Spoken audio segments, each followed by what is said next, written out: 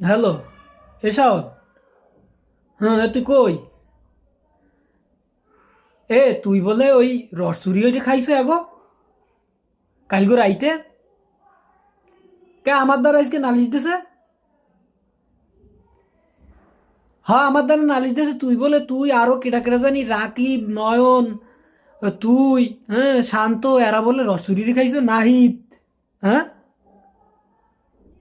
সুলাইমান, এরা বলে রস চুরি খাইছো কালগো রাইতে। সব রস বলে এবার রস চুরি হচ্ছে সব বলে আরহি ভেঙ্গি থুইছ।